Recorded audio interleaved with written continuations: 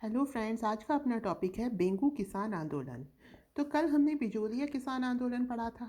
सामान्यतः कोई भी किसान आंदोलन हो, कारण एक से ही रहते हैं: लगान बढ़ा देना, बेकार करवाना और अन्य लाग बाग लगवा देना।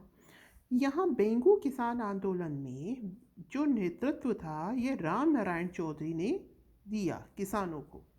तो इनके नेतृत्व में किसानों ने निर्णय किया कि फसल का कुंता नहीं कराएंगे। कुंता क्या होता था?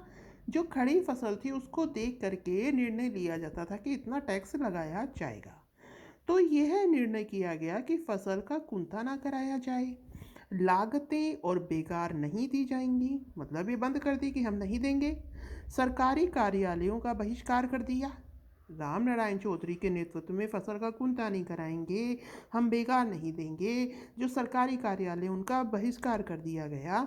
तो वहाँ के जो ठिकान जो थे ठाकुर अनूप सिंह, वो किसानों की जो कंडीशन थी उसके उसके लिए उन्होंने सुलह को तैयार हो गए। सुलह को तैयार हो गए, उनके रिगार्डिंग सिंपैथी रखते थे। तो अनूप सिंह ने सुलह करी। किनके मध्य हुई? अनूप सिंह और राजस्थान सेवा संघ के बीच में सुलह हुई, जिसको बोल्शेविक संधि कहा। ठीक। फिर उदयपुर में अनूप सिंह को कि भाई तुम अपने से ही क्यों सुलह कर रहे हो, इनको उदयपुर में नज़रबंद कर दिया गया। ठीक है। फिर बाद में लाला अमृतलाल जो मुंसरिम, उनको लाला अमृतलाल को क्या बनाया गया? मुंसरिम, मतलब जो ठीक आदमी था उसे तो हटा दिया, जो कि किसानों के प्रति सिंपैथी रख रहा था, उसको तो इन्होंने उदयपुर में नज़रबंद कर दिया।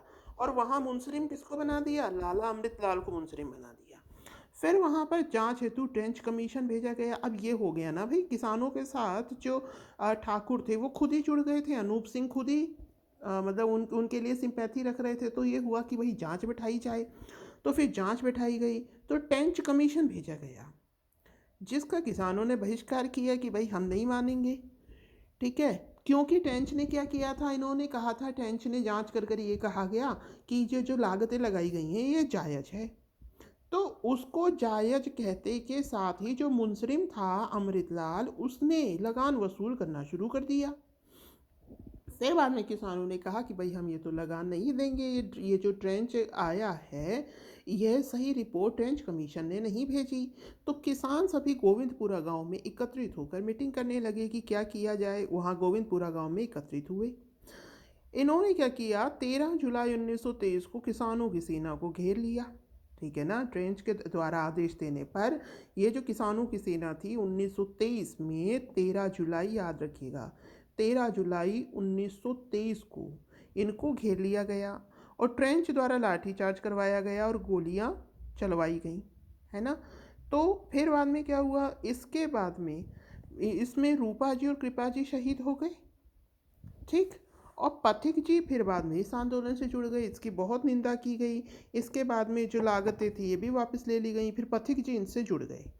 पथिक जी ने किसानों का बेकार लगान और बेकार कर दिए बंद, कि भाई बहुत हो चुका, अब ये लगान और बेकार तो हम नहीं देंगे। अब जब इतना बड़ा विरोध हो गया तो पथिक जी को तो गिरफ्तार करना ही था।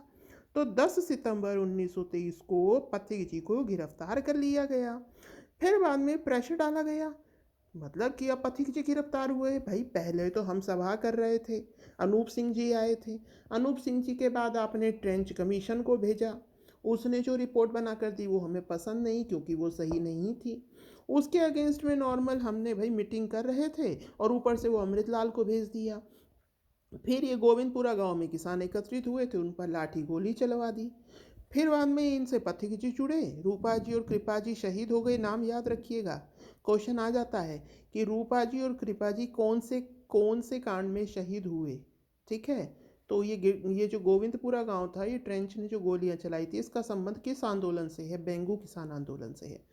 तो रूपा जी कृपा जी याद रखिएगा किससे संबंधित है? जो शहीद हुए थे, ये बेंगू किसान आंदोलन से संबंधित है।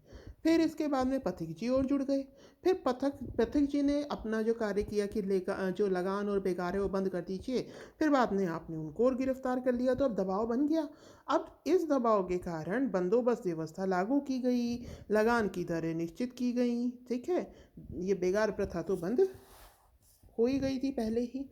तो आई होप आपको ये समझ में आया होगा बेंगू किसान आंदोलन। So thank you, have a nice day.